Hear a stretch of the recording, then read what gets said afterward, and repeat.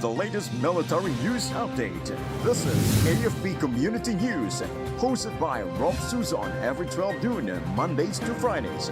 Only here on DWDD Armed Forces Radio. One AFP for a stronger Philippines.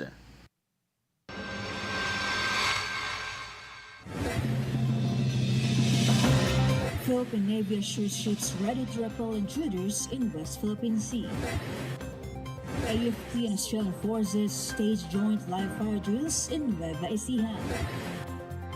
PBBM orders lifestyle checks on all government officials amid flood control probe. COMELEC to resume MARM polls ballot printing today.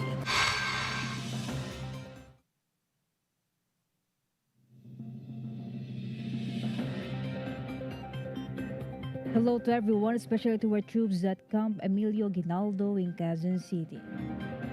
Today is Thursday, August 28, and this is AFP Committee News, your source for the updates on the armed forces and other developments across the country. I am Rofh Suzon-Abay here to bring you today's story. DWDD Armed Forces News. For the brief overview of our news, the Philippine Navy confirmed that its ships are trained and equipped to repel intruders attempting to board or seize control of vessels. Rear Admiral Roy Vincent Trinidad, the spokesperson for the West Philippine Sea, said crew regularly rehearsed contingency scenarios, including defense against boarding attempts. He assured that BRP Sierra Madre is not under immediate threat, dismissing the speculation that a Chinese Navy tugboat could tow it away.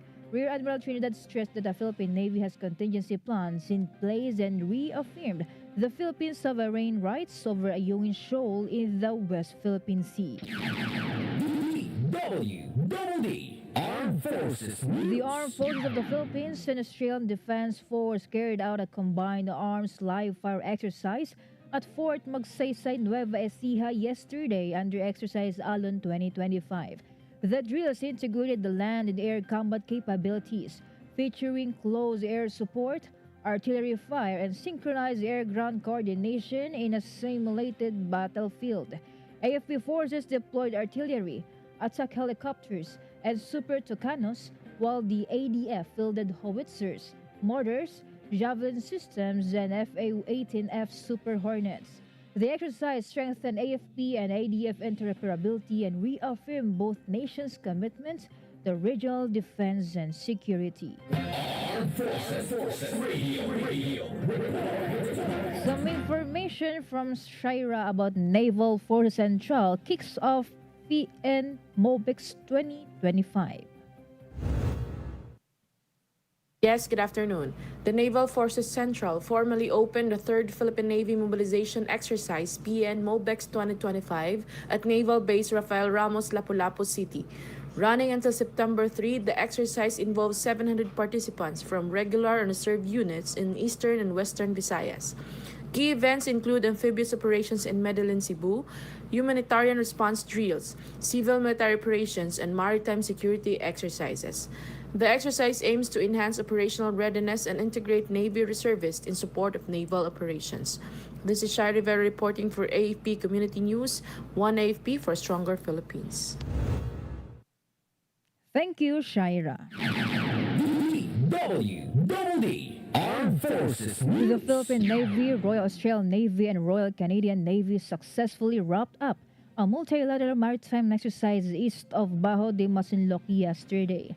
Participating ships BRP Jose Rizal, HIMARS Brisbane, and HMCS Ville de Quebec conducted air defense and formation sailing drills under Exercise Alon 2025.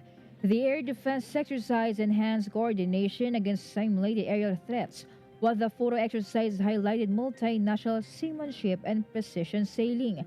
This engagement strengthens the AFP's commitment to defense cooperation and regional maritime security. DWDD Armed Forces News. On the other hand, the 61st Infantry Battalion engaged again remnants of the dismantled Central Front of KR Panay in Barangay Rojas 8, Tapas, Capiz yesterday. According to Colonel Erwin Romal Lamzon, the spokesperson of the 3rd Infantry Division, the firefight lasted about 5 minutes. No casualties were reported at the military side. Troops are continuing their investigation in the encounter site. Armed Forces Radio. And more updates from Mike. Army troops, stakeholders unite in Iloilo Symposium to protect the youth from crime, drugs, and CTGs. The 3rd Civil Military Operation Battalion and the 61st Infantry joined stakeholders in a community awareness symposium in Barangay South Fundidor, Molo, Iloilo City. Around 100 youth leaders, students, parents, and local officials participated in the event, which tackled the protection of youth from criminality, illegal drugs, and communist terrorist group influence. The activity was organized by Sambayanan Western Visayas with the support of the SK Council of South Fundidor. It highlighted the Army's continuing efforts to empower communities and strengthen vigilance against security threats.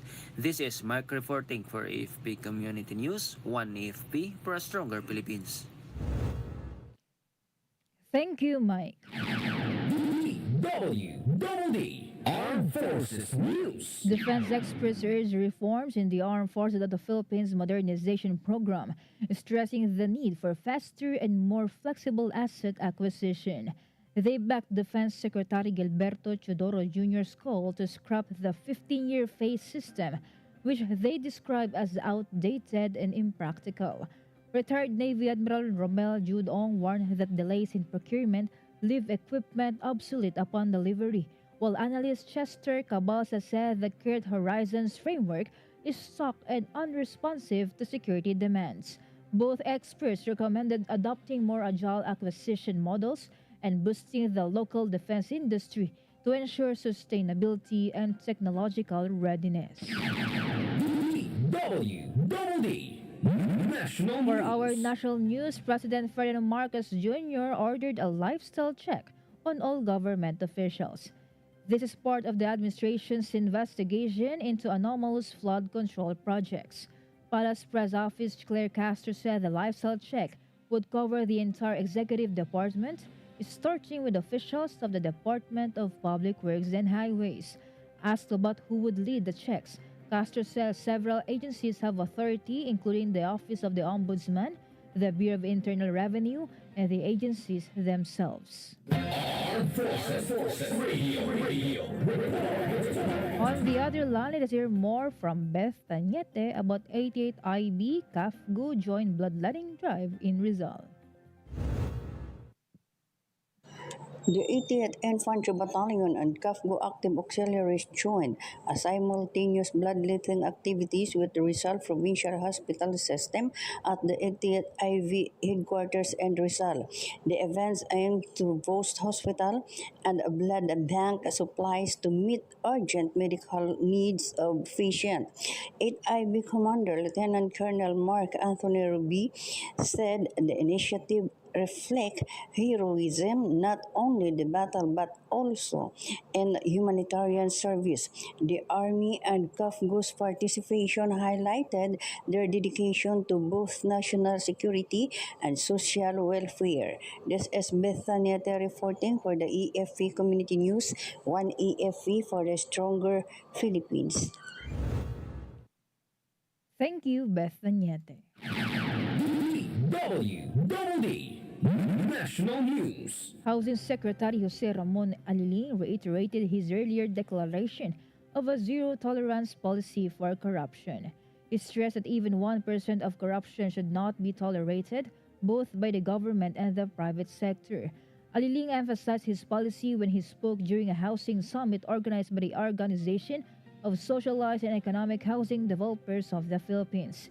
He then rallied the top officials of OSHDP member companies behind President Ferdinand Marcos Jr.'s drive against corruption and the bureaucracy and steered the housing sector as a model of a corruption-free and transparent industry. DWDD National News. The Metropolitan Manila Development Authority has proposed the construction of rainwater impounding facilities inside Camp Aguinaldo. This aims to ease recurring flooding on EDSA. The plan requires detention ponds that will temporarily store excess rainwater during downpours and gradually release it into the EDSA drainage system leading to the Makiling Creek.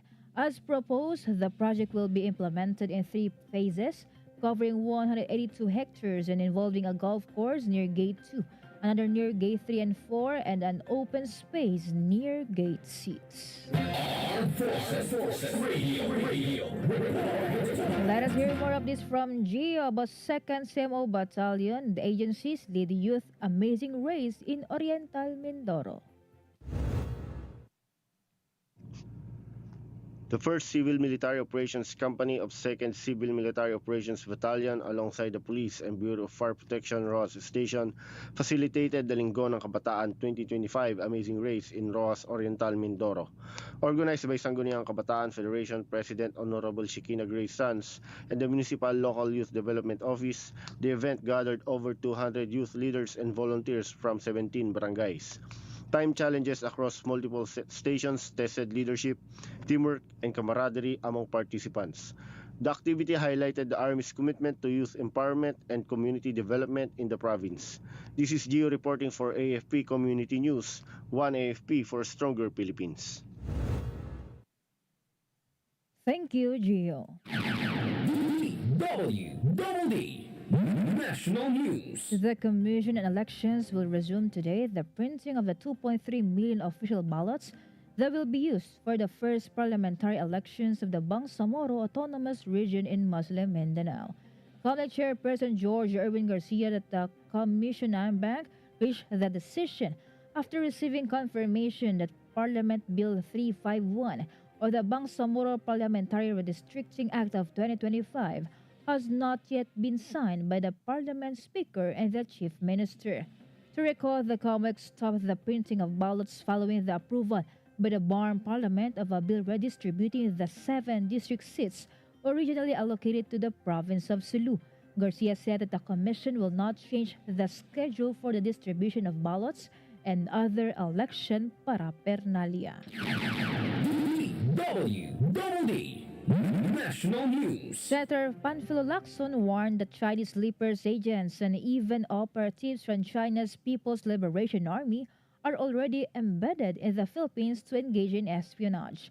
The senator aired his concern during a Senate public hearing which tackled anti-espionage bills. The Senate discussed measures seeking to update the decades-old Commonwealth Act 616 that was enacted during World War II. Lacson urged the concerned government agencies to conduct continuous follow-up operations against those arrested in earlier anti-espionage operations. Armed Forces Radio.